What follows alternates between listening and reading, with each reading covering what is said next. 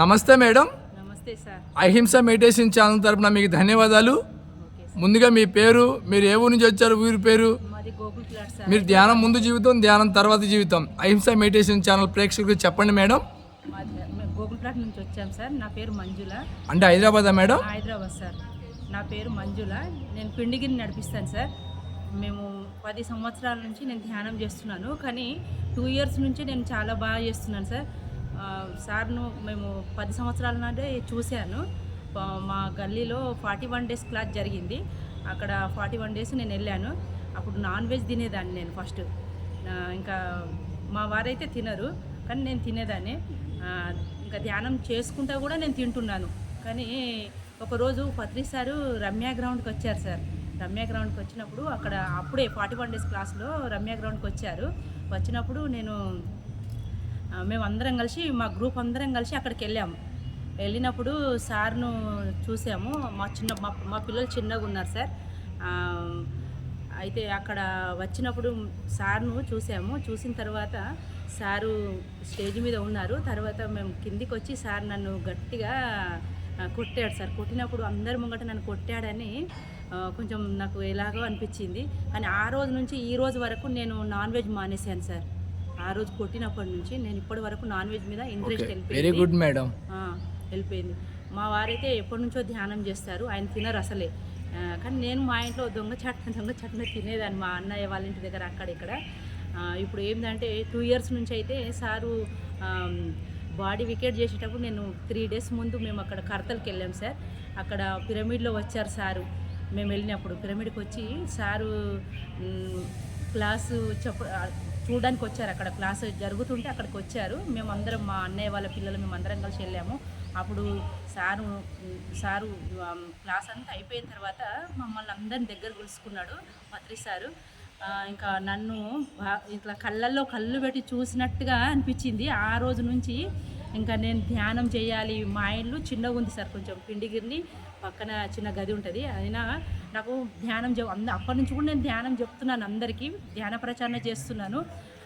కానీ మా ఇంట్లో నేను ధ్యానం పెట్టిస్తాను.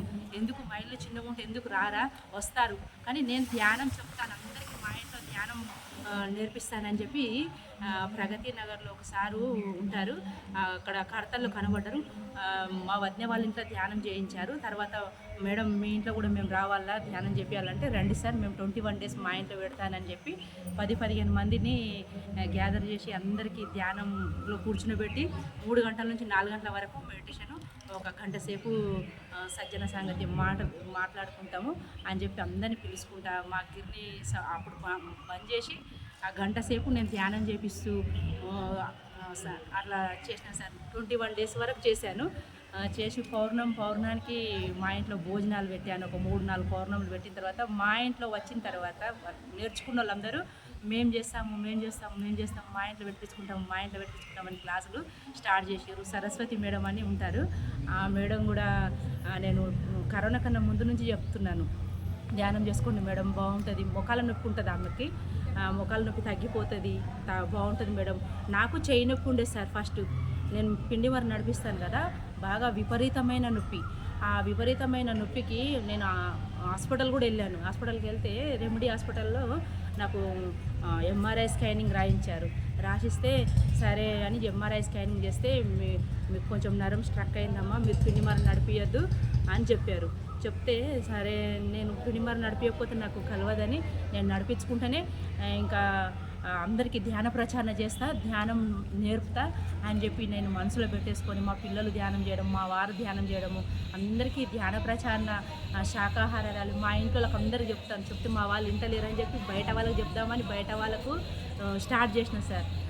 చేసిన తర్వాత ఇంకా అందరూ మా ఇంటికి వచ్చిన వాళ్ళందరూ 10-15 మంది వాళ్ళ ఇళ్ళల్లో క్లాసులు పెట్టుకొని అందరూ 21 డేస్ 11 డేస్ అలా క్లాసులు పెట్టుకొని ఇంకా నేను మా పిండిగిరినిలో వచ్చిన డబ్బులు నేను దినాము 400 వస్తే నేను 50 రూపాయలు 100 రూపాయలు తీసి నేను పత్రిసారి అన్నదానానికి ఇస్తా, కడతల్లో పిరమిడ్కి అన్నదానానికి ఇస్తా అని ఒక గల్ల పెట్టి గల్లలో స్టార్ట్ చేసిన సార్.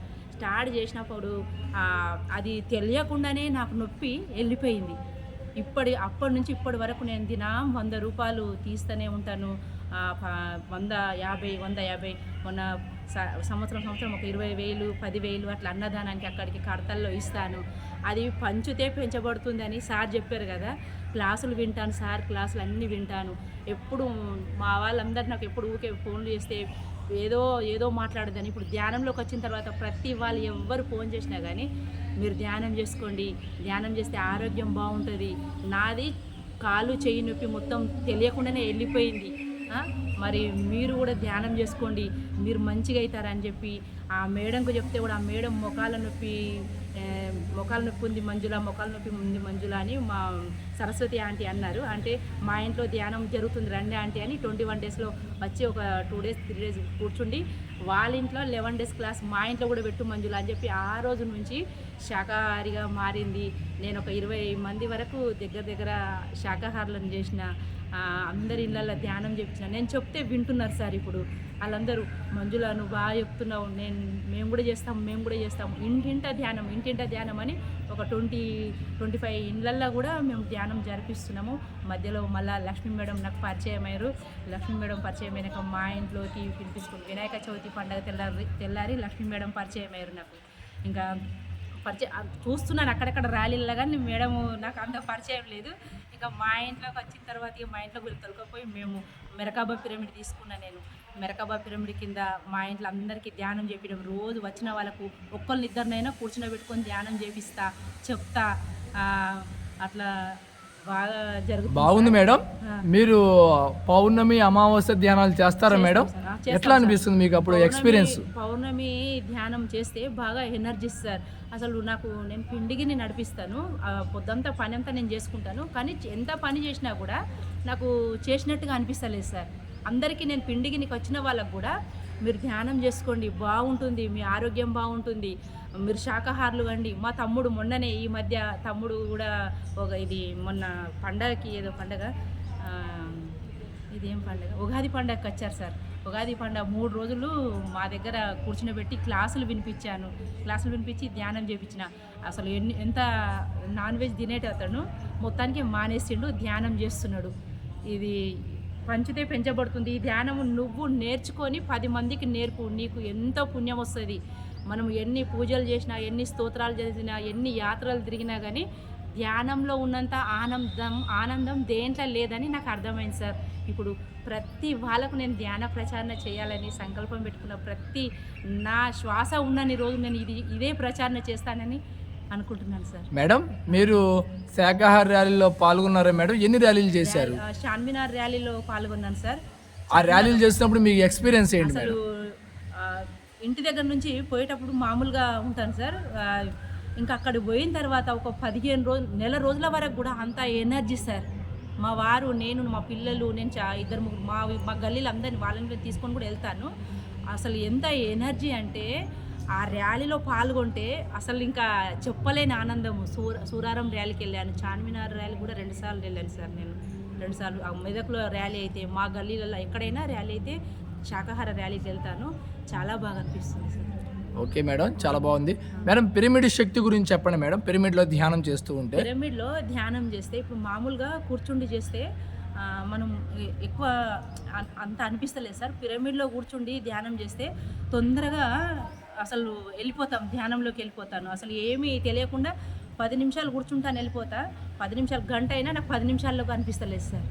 ఓకే. మీరు పుస్తకాలు ఏమైనా చదువుతారు మేడం? చదువుతాను. ఆ పుస్తకాల గురించి మీకు బాగా నచ్చిన ఒక విషయం గురించి, ఆ గురువు గురించి? పుస్తకాల గురించి అంటే ఇప్పుడు పత్రిజీ ధ్యాన జగత్ బుక్స్ వేసుకుంటాం సార్. అందులో అన్ని ప్రతి ఒక్కటి చాలా ఆనందమైనవి, అసలు నిజ జీవితంలో జరిగేటివే ఉన్నాయి సార్. ప్రతి ఒక్క అనుభవం చాలా బాగుంది. పత్రిజీ అది భగవద్గీత కూడా చదువుతాను సార్. నేను భగవద్గీత ఎక్కువ వింటాను సారీ. అన్ని భగవద్గీత, పత్రిజీ అనుభవాలు అవన్నీ వింటాను సార్.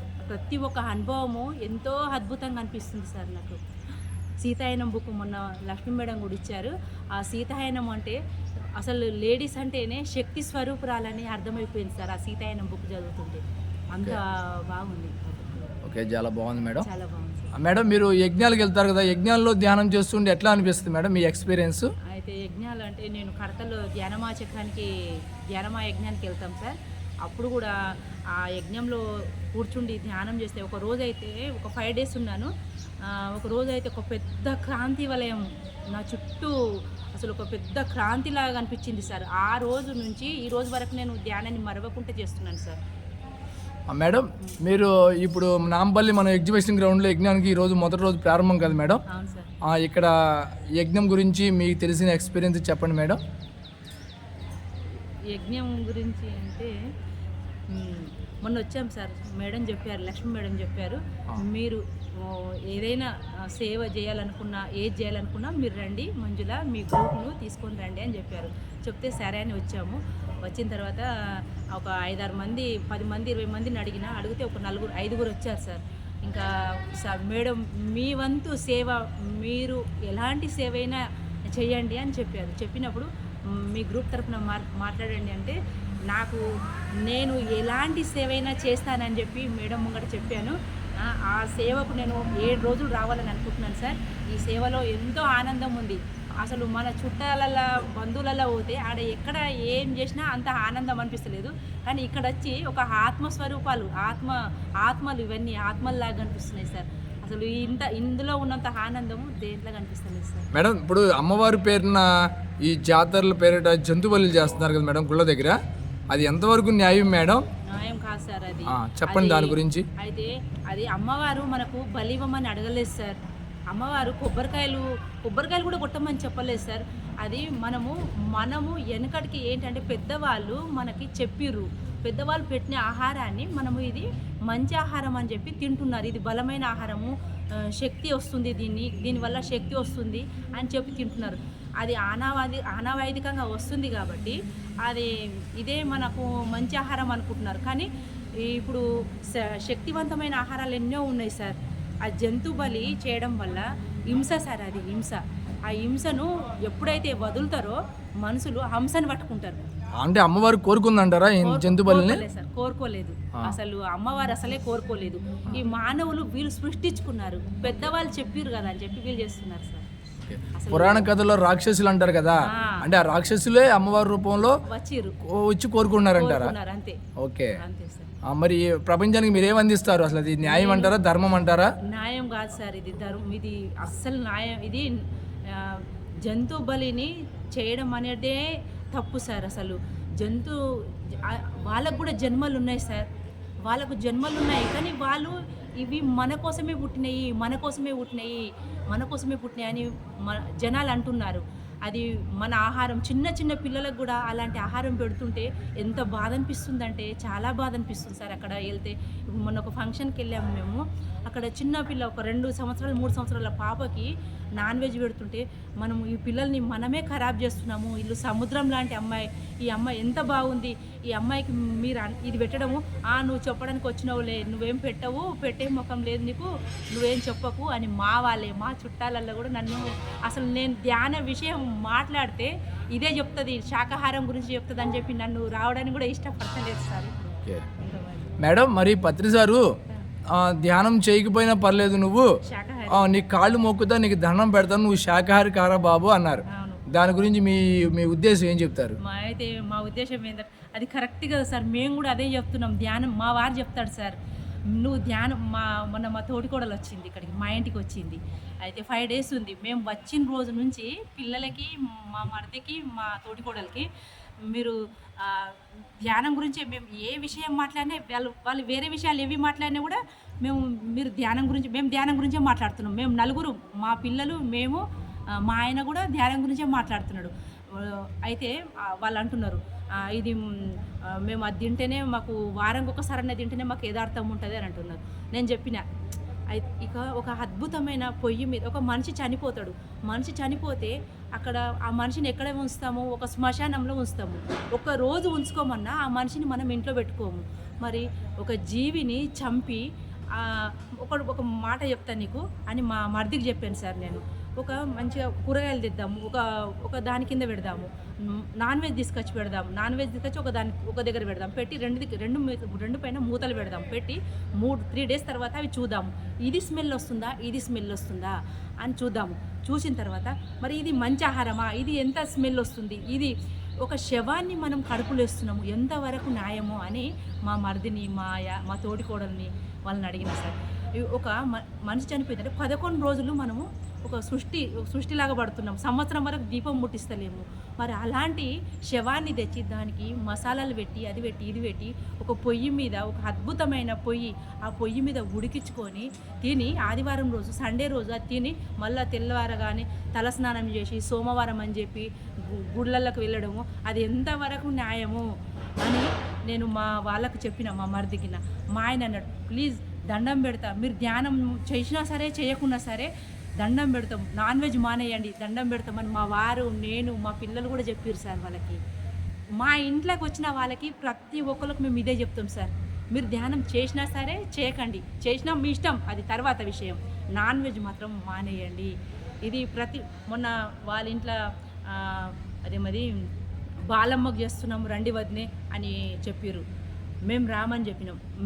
మీరు ఎప్పుడైతే వెజిటేరియన్గా మారుతారో, వెజిటేరియన్ తింటారో, మీరు వెజిటేరియన్ భోజనం మీకు పెడతాం కదా రండి, మీ వంట మీకు చేస్తామంటారు. కానీ మాకు అక్కడ తిని వస్తే మాత్రము చాలా ఇదవుతుంది సార్. మా కోసం వండినా కూడా మా మనసు సహకరిస్తలేదు. అక్కడికి వెళ్తే రాకపోతే ఏమనుకుంటారో అని వెళ్తున్నాము. అక్కడ వెళ్ళిన తర్వాత మా మనసు మాకు సహకరిస్తలేదు. మేడం, భవిష్యత్తులో మీరు ఇక శాకాహార జగత్తు కోసం మీ వంతు ప్రయత్నం చేస్తారా మేడం? చేస్తాం సార్. ఎప్పుడు మా శ్వాస ఉన్నన్ని రోజులు మా పిల్లలు, మేము ప్రతి ఒక్క చోట ప్రతి వాళ్ళను, మా ఫ్యామిలీ మెంబర్స్ను అంతా మా ఫ్యామిలీ మెంబర్స్ అని చుట్టుప్రక్క వాళ్ళని, నా గిర్నికి వచ్చిన వాళ్ళకి అందరికీ నేను ధ్యాన సాధన, ధ్యాన ప్రచారణ అన్నీ చేయాలని నేను సంకల్పం. మేడం, మీరు ధ్యానం చేసేటప్పుడు 3వ నేత్రం అనుభవాలు ఏమైనా ఉన్నాయా మేడం?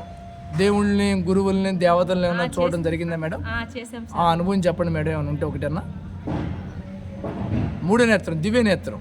అయితే ఒకరోజు ఏమైందంటే ధ్యానంలో కూర్చున్నాను సార్. ధ్యానంలో కూర్చున్నప్పుడు ఎందుకంటే ఒక చెయ్యి బాగా నొస్తుంది మధ్యలో. అయితే మా ఇంటి దగ్గర వసంత నగర్లో పిరమిడ్ ఉంటుంది సార్. పిరమిడ్ ఉంటే అక్కడ ఒక మేడం ఉంటారు, పద్మలత అని ఉంటారు. ఆ మేడం దగ్గర, మేడం పద్మలతక్క మనం ఇద్దరం కలిసి పిరమిడ్కి వెళ్దామా, 7 days ఒక 11 days వాళ్ళ పిరమిడ్లో పోయి ధ్యానం చేసుకుందామని మబ్బుల రోజు 5 గంటలకే వెళ్ళడం స్టార్ట్ చేసినాం సార్. చెయ్యి బాగా లాగుతుందని చెప్పి.